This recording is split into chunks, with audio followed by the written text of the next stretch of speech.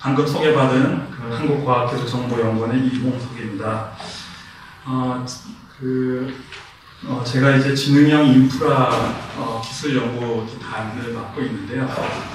여기를 왜 초대받았나 이렇게 생각을 여러 번 해봐도 잘 이유를 모르고 있었거든요. 그래서 이제 지능형 인프라라는 키워드 때문에 받은 것 같기도 하고, 그리고 그 자료를 준비도 하고, 또 오면서 이제 데이터 센터 관련된 얘기를 자료에 없는 거를 좀 더 해볼까 생각도 많이 하고, 그래서 앞자리에 앉아서 이렇게 듣다 보니까 제가 생각했던 게 다 빗나가가지고 여기 그 발표하신 내용들 보니까 다 이제 그 기업, 회사 이런 데서 오신 것 같고, 아마 이제 참석하시는 분들도 이제 연구보다는 어떤 그 영업이라든가 기술이라든가 그런 데서 관심이 많으신 것 같아요. 그래서 굉장히 고민이 많습니다. 그래서 그렇지만은 제 발표 자료 준비를 한 거를 가능한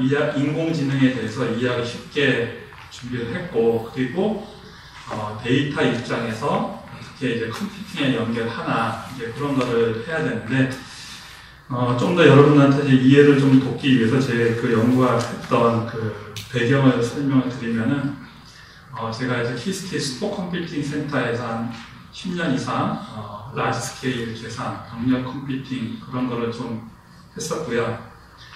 우리나라 GPU가 엔비디아에서 푸다 아키텍처가 들어왔었을 때 아마 국내에서는 최초로 제가 했었을 겁니다. 그래서 한 4년, 5년 정도 이제 푸다 프로그래밍을 했었고요. 그때 전 세계적으로 잘 알려져 있지 않지만은 한 PC에 서버에 GPU를 8개인가? 16개까지 붙여봤던, 아마 그때는 다른 그렇게 하지 않는 어쨌든 그런 거 좀 했었었고, 그리고 표준화되어 있는 오픈CL 아키텍처로 이제 AMD 그래픽 카드 갖고도 이제 병렬 컴퓨팅을 해봤습니다. 물론 인텔의 이제 제오파이 초창기 버전 갖고 이제 병렬 프로그램 하고 그런 것들을 했기 때문에 여러분들이 오늘 발표했던 그런 내용들 보면은 슈퍼컴퓨팅 입장에서는 그런 고성능 컴퓨팅 인프라에서는 인피니밴드는 10년 이전부터 늘 써왔던 거고, 그리고 제 입장에서는 그런 게 좀 식상한 그런 주제였었습니다. 그래서 그 이후로 인공지능 이런 걸 한 4, 5년 정도 이제 하기 시작했는데, 어떤 연구 주제를 하든 제 입장에서는 메모리에 올라가고 메모리에서 CPU를 처리한 다음에 다시 그 결과가 메모리 옆에 복사해 넣는, 즉 메모리 자체에서 입력하는 영역이 있고 출력하는 영역이 있고, 그 차이가 우리가 연구의 특성이라고 얘기해서 논문도 쓰고 그렇게 하는 거거든요. 그러면은 이게 전부일 뿐인데, 그러면은 AI를 하든 제가 오늘 발표할 교통 분야를 하든 바이오, 의료, 감염병, 암, 국방 모든 거 하든 다 똑같다라는 거죠. 왜? 모든 데이터를 메모리에 올리기만 하면 되니까. 그런 다음에 어떻게 레지스터를 통해서 CPU를 처리해서 다시 또 거꾸로 메모리에 올리느냐. 그때는 여러 가지 이제 데이터 인프라 관련 아키텍처 오늘 이렇게 오전에 발표해서 했던 그런 테크닉들이 들어가겠죠. 그리고 CPU에서 처리할 때 얼마나 고속으로 처리할 수 있을까, 아니면 병렬 컴퓨팅을 할 수 있을까, 이제 그런 주제들이 좀 있을 겁니다.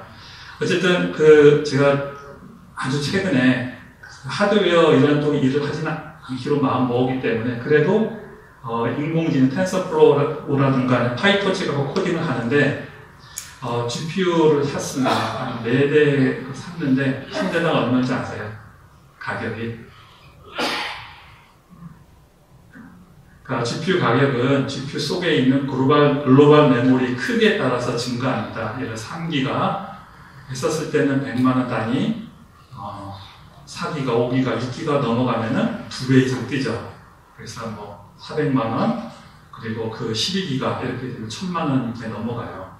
16기가 나와서 모르겠지만은 어쨌든 GPU 내 메모리가 큰 이슈가 되고 그러면 보통 1000만 원이 넘고 2000만 원 가까이 될 수가 있어요. 최근에 나온 엔비디아 그래픽 카드 같은 경우는. 그렇지만은 중요한 거는 GPU 내 메모리 크기가 클 수밖에 없는 뭐 그런 이유가 있는 거죠.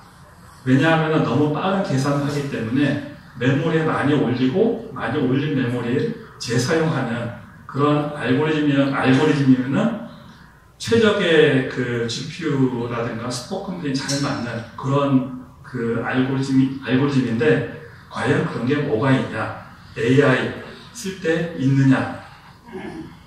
그게 가장 큰 이슈가 되겠죠. 그러면은 이제 그런 쪽으로 기계를 설계를 해서 팔면 되니까 거기에 맞게끔 하면 되니까 어떤 그런 관점에서 제 발표를 들어봐 주시면 감사하겠습니다. 서론이 좀 길었는데요. 많이 스킵을 하고 가급적 제가 하고 싶은 얘기만 하고 저는 질문 받는 것도 굉장히 좋아하기 때문에 궁금한 거 있으면은 질문을 받도록 하고 그리고 이렇게 가능한 시간은 지키고 싶습니다. 그래서 제가 끝날 시간을 꼭 알려주시면은 그때 맞춰서 마치도록 하도록 하겠습니다. 잘 알고 있는 인공지능 기술이 이제 두 번의 암흑기를 거쳐서 이제 폭발적인 성장을 합니다. 잘 안 보이시겠지만은 어쨌든 그 두 번의 그 암흑기가 있고 딥러닝이 나오는데 딥러닝으로 그 새로운 인공지능이 그 부흥기에 진입을 하죠. 이거는 우리나라 국가과학기술위원회 정부에서 앞으로 뭘 하겠다라는 그런 로드맵이에요. 2014년에는 AI 칩 상용화. 여기서 AI 칩은 뭘 얘기하는 거죠? AI 칩? 구글 TPU 그런 거. 그렇죠? 그러니까 우리나라 기업체에서 이런 거를 만들면 되겠죠. 그리고 2025년에는 유사 전이 학습, AI라든가 뇌기계 인터페이스, 그러니까 뉴로모픽 컴퓨팅. 실제로 이제 지금 우리가 쓰는 컴퓨팅의 포원노인한 방식이고 인공지능도 지금 쓰고 있는 ANN 신경망도 그런 기반에 되어 있어요. 그렇지만 실제 뇌는 그렇게 되어 있는지 안 되는지 모르잖아요. 그렇죠? 그러면 뉴로모픽한 그런 그 컴퓨팅을 만들면은 실제로 지금 우리가 쓰는 인공지능을 더 쉽게 잘 풀 수 있지 않을까. 그걸 해서 정부에서 한 1조 원씩 투자해서 예비 타당성 조사를 하고 있고, 또 퀀텀 컴퓨팅 이런 분야도 있는데, 퀀텀 컴퓨팅도 정확도는 떨어지지만은 퀀텀 스프링이라고 해서 퀀텀 컴퓨터 하나가 슈퍼컴퓨터만큼 성능을 내는 그런 시기가 오면은 양자 컴퓨팅도 상용화 될 수 있는 그런 기대를 갖고 연구를 하고 있습니다. 그러면은 필요한 게 거기에 맞는 알고리즘이 있는가? 거기에 맞는 알고리즘은 뭐예요? 인공지능처럼 오차가 큰, 정확하지는 않지만은 많은 계산을 동시에 할 수 있는. 그래서 인공지능이 굉장히 좋은 후보가 될 수 있습니다. 그래서 제가 이제 인공지능이라는 키워드를 썼는데 너무나 광범위하게 쓰고 있고 모든 사람마다 다 쓰고 있지만 다 정의는 달라요. 그래서 오늘 발표에서 쓰는 인공지능에 대해서 정의를 제 나름대로 내려보려고 하고 있고요. 그 전에 워밍업으로 인공신경망에 대해서 생각을 해보도록 하겠습니다. 이거는 우리 뇌의 신경세포의 그림입니다. 그러면은 여기에 뭐라 돼 있죠? 핵 그리고 세포질 이렇게 다 있는데 어쨌든 우리가 이런 이렇게 신경이 이제 나와 있는 가지돌기라 그러는데 우리 오감이라 그러죠. 눈, 귀, 코, 냄새 맡고 피부로 느끼고 듣고 그런 게 입력이에요. 입력으로 하나씩 들어오면은 여기에서 이거를 하나로 다 합쳐요. 합쳐서 일로 다시 이제 보내주죠. 자, 일로 다 보내주는데 여기서는 이제 축삭돌기 통해서 보내주죠. 그래서 그게 우리가 바로 이제 반응을 알 수가 있는 것처럼, 근데 우리가 보는 게 다 알고 있는 건 아니잖아요. 모를 수도 있어요. 그러면은 아는 거는 1로 보내고 모르는 거는 0으로 보내고, 이게 다 어디서 나왔어요? 컴퓨터 하는 사람들의 아이디어인 거죠. 호언 노이만 방식으로 하려고 하니까. 그래서 0과 1 이런 펑션이 필요한 거죠. 그래서 이거를 시그모이드 펑션이라고 얘기하고, 기존의 신경망에서는 이거를 S자 모양을 많이 썼어요. 그러다가 최근에는 그렇게 아니고 직선으로도 이렇게 쓸 수가 있는 게 딥러닝 방식이에요. 딥러닝은 단지 이것만 더 바꿨을 뿐입니다. 어쨌든 이렇게 간단하게 모델을 했더니 잘 맞더라. 근데 아무도 모르죠. 왜 이게 0과 1로 합업이 돼서 하는지. 확률로 할 수도 있고, 그쵸? 그래서 이제 여기서 많은 가정들이 있는데 틀릴 수도 있어요. 그렇지만은 이런 걸 가정을 했었을 때 신경망 모델이 잘 맞는다.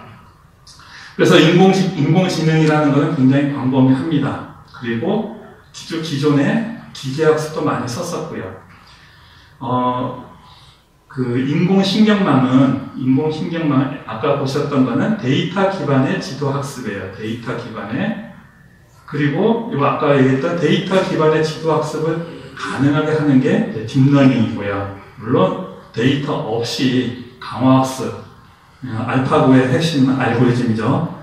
강화학습도 그 딥러닝을 썼기 때문에 딥러닝을 써서 요 데이터 기반에서도 이제 개 모양이 분류하는 게 99% 이상 성공했기 때문에 사람이 감지할 수 있는 이상 분별할 수 있는 능력이 있기 때문에 이쪽에서 유명해졌고, 또한 그 딥러닝을 써서 그 에이전트의 액션을 제어할 수 있는 그런 일들이 가능하기 때문에 알파고가 대표적인 사례죠. 그래서 이 딥러닝 때문에 이런 일들이 가능하게 된 거죠. 그러면은 딥러닝 나오기 전하고 딥러닝 나온 이후하고 차이가 있을까요? 차이 없겠죠. 그쵸? 기존의 인공지능 두 번의 암흑기 시대에 지금도 암흑기의 연속인 거예요. 많은 문제들이. 그렇지만 몇 개 문제만 딥러닝으로 잘 풀릴 뿐이에요. 그 부분만 딥러닝 때문에 인공신경망이 더 잘 되더라. 인공지능이 잘 돼. 이렇게 얘기해야 되지. 그런 영역이 아닌 이 기계학습은 여전히 암흑기, 인공지능하고 이제 좀 구분해서 말씀하시면 좋을 것 같고요. 그러면은 기존의 이제 기존 방법, 기계학습 방법을 보시게 되면은 요 차이가, 기존에는 이런 피처 익스트랙션에서 코, 귀, 입 이런 것들을 특성이라고 해서 미리 뽑아내놓고 학습을 해요. 그래서 사전에 사람이 손이 많이 타는 그런 거죠. 그렇지만은 딥러닝은 그거를 하지 않고 대신에 여러 층을 넣어서 통째로 넣어서 그거를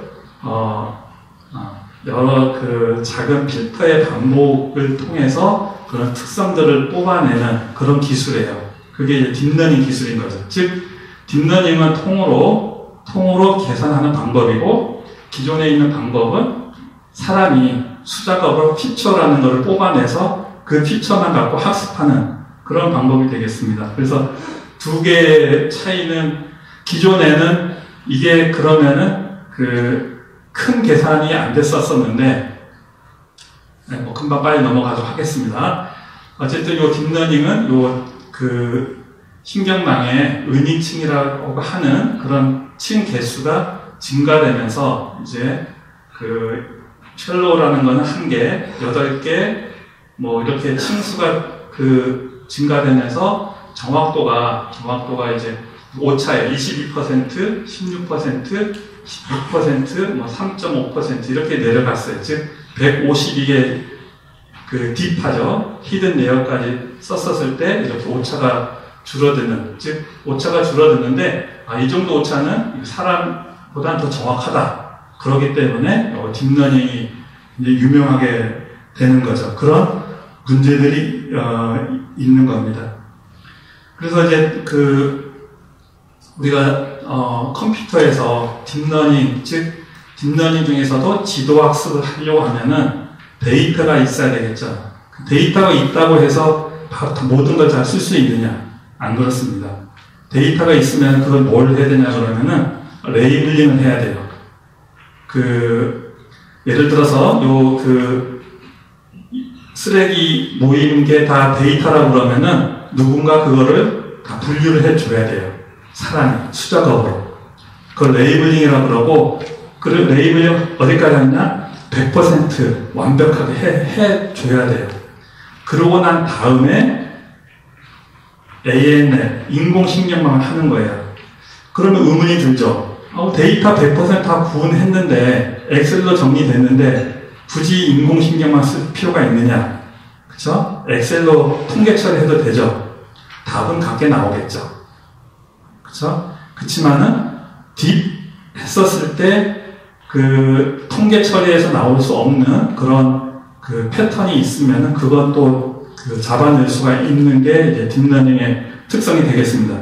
어쨌든, 요 데이터를 우리가 예를 들어서 4개의 캔으로 분류하겠다. 레이블링인데 이렇게 전문가가 있어서 가르쳐 줘야 돼요.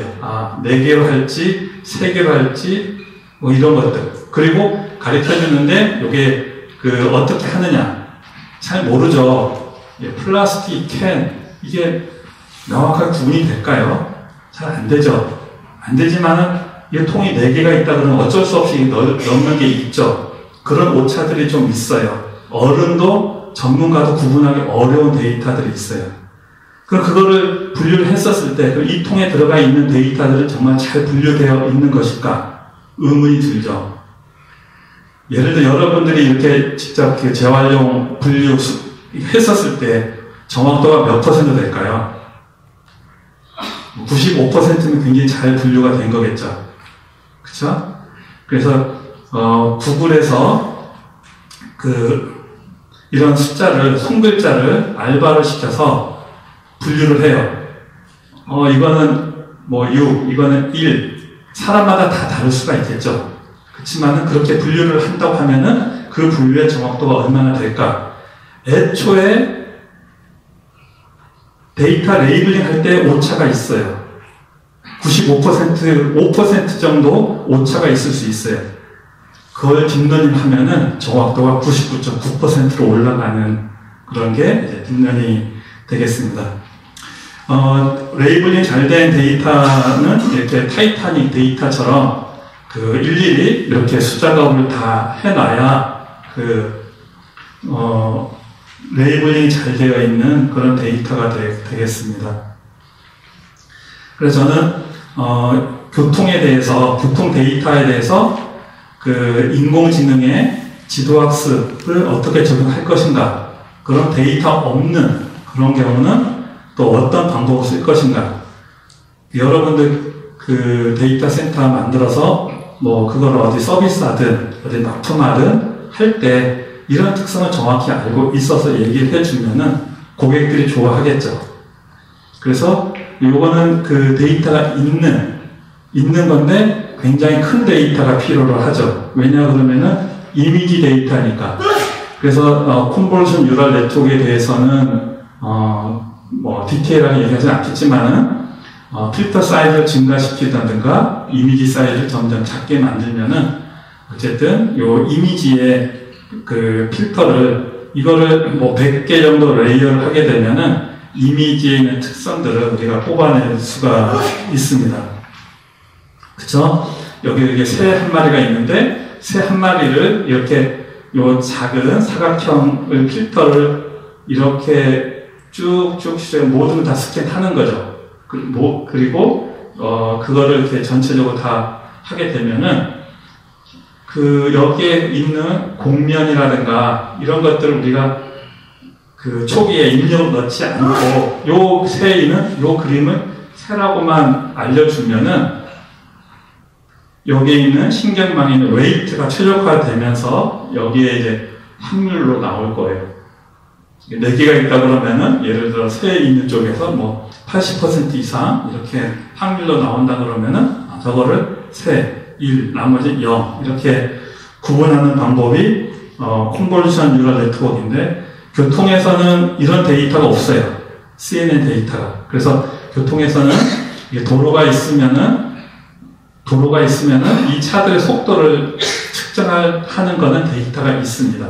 그러면은 이런 이미지를 만들어 줘야 돼요. 즉, 이거는 하루 24시간, 즉 5분 단위로 하게 되면은 이 X축이 288개 픽셀로 그릴 수가 있고, 요 차를 예를 들어 100m 단위라든가 그렇게 해서 각각 속도를 찍으면은 이 출퇴근 시간에 속도가 빨간색은 거의 혼잡해서 속도가 0, 20km/s, 여기서는 뭐 80, 60 잘 달리고 원활한데고 또 퇴근 무렵에 이렇게 그리고 많이 막히는 지역 이렇게 한눈에 볼 수가 있겠죠. 그 도시라든가 그 지역에 대해서. 이게 한 장의 그림인 거예요. 이거를 1년 하면은 몇 장 나오죠? 365장. 그렇죠? 뒷러닝 하기에는 아직 모자라죠.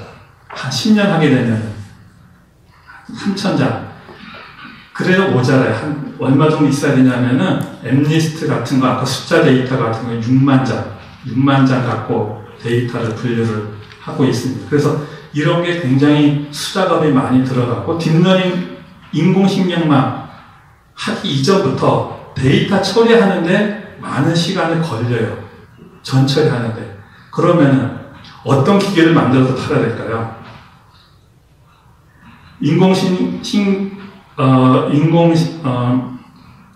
지능이라 얘기하는 예를 들어서 뭐죠? 그 텐서플로우 갖고 계산하는 데는 1시간. 데이터 레이블링 하는데 데이터 가공하는데 한 일주일 이렇게 걸린다.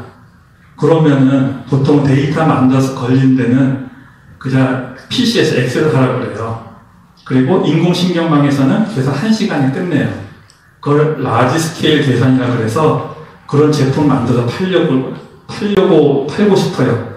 어떤 시스템이 적합한지 답이 잘 안 나오죠. 대부분 텐서플로우에서 최적화되어 있는 그런 시스템을 만들어서 예를 들어서 TCD 같은데 여러분들이 납품하고 싶으면은 보나마나 좋은 GPU에 좋은 네트워크에 그런 걸 할 거예요. 그렇지만 저의 관심은 그게 아니라 데이터 전처리에 많은 시간이 걸리고 그거 안다 그러면은 그런 것도 고려한 이렇게 그 방법도 이제 아이디어 중에 하나로 이제 적용해 볼 수가 있겠죠. 어쨌든 인공신경망이라든가 인공지능 할 때는 데이터의 레이블링, 데이터 전처리가 계산 시간에 혹은 계산 시간에 굉장히 많이 드는 그런 일이 되겠습니다.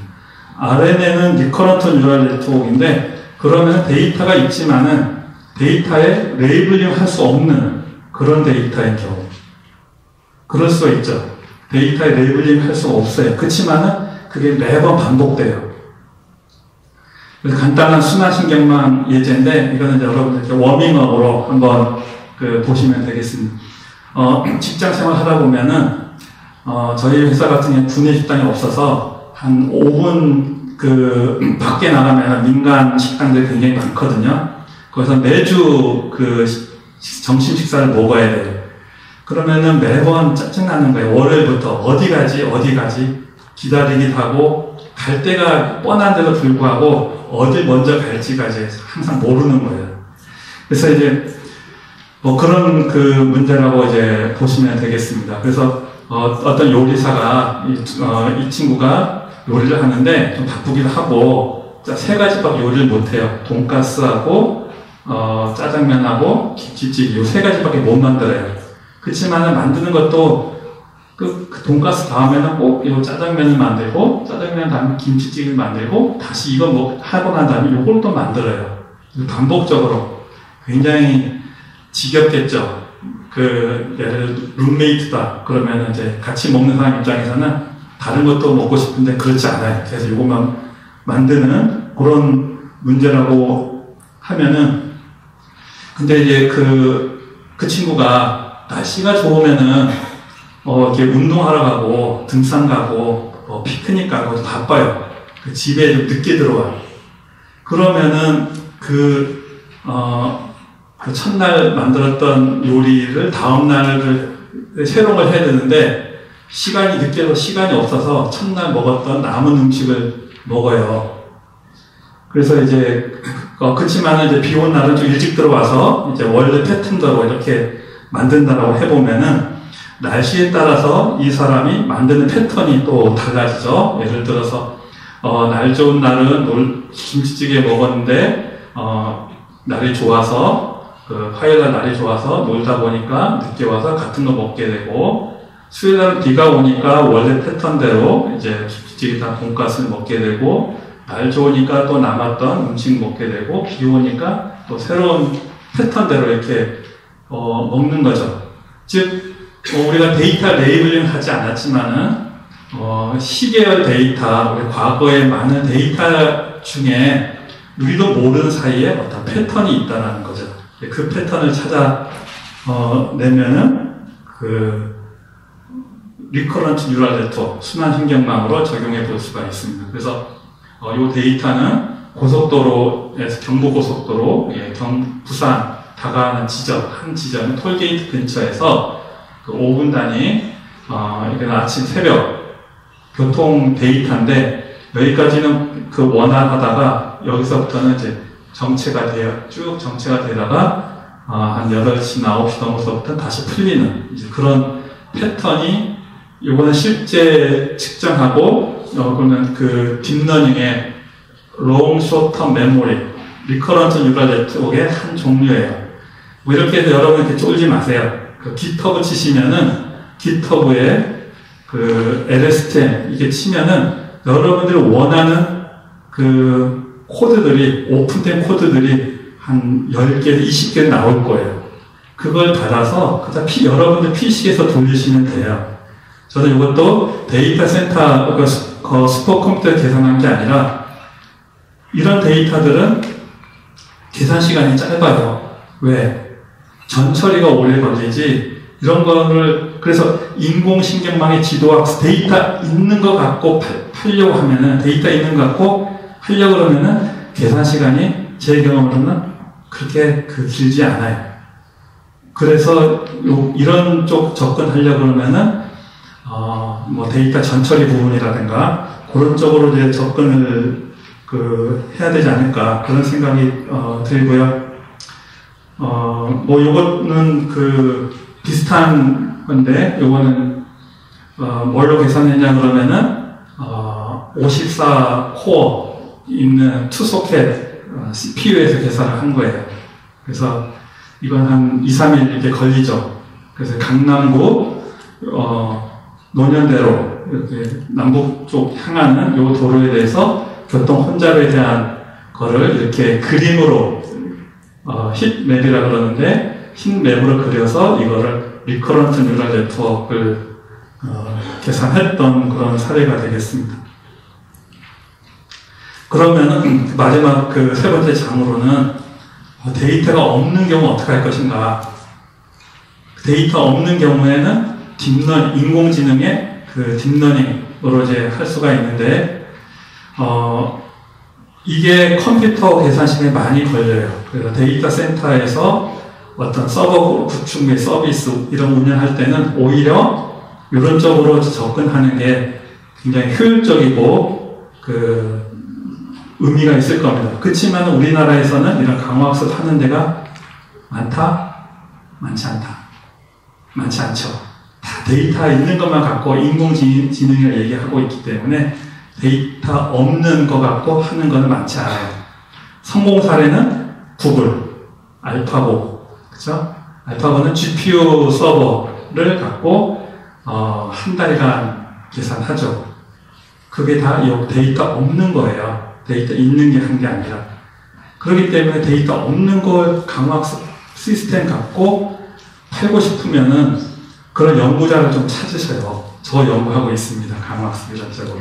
저한테 팔면은 고려를 해볼 수는 있지만, 어쨌든 그런 강화학습 쪽 연구자가 많고 거기에 적합한 그 시스템이 있고 거기에 특화된 것들은 앞으로도 제 예상은 구글 텐서플로우라든가 파이토치, 페이스북 이런 데서도 많이 고민하고 있고 그거를 GPU 컴퓨팅이라든가 아니면은 분산 환경에서 MPI 더하기 GPU 이런 것들을 다 코드 내에 임플리멘트 해서 오픈을 해야만 될 거예요. 다 요즘 다 오픈만 하고 있으니까.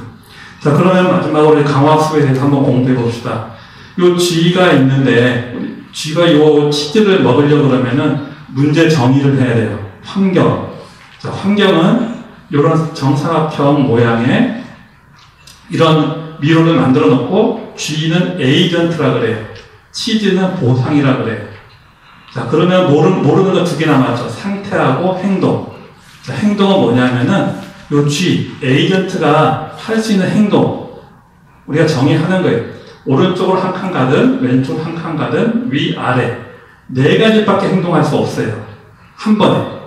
그렇죠? 한 번에 한 칸씩 이렇게 간다고 하면은 그 상태는 뭐냐 그러면은 G가 예를 들어 여기 왔었을 때 이쪽에 왔었을 때 오른쪽 벽에 막혔다. 아니면은 이렇게 더 내려갈 수 없다. 이 주위에 있는 환경, 요 주위에 있는 블록되어 있는 환경을 알고 있어야 돼요. 그걸 상태라 그래요. 그러면은 G가 요 치즈를 먹기 위해서는 요것만 갖고는 아무 일도 할 수 없어요. 아무 일도. 어떻게 해야 되냐 그러면은 여기에 있으면은 누군가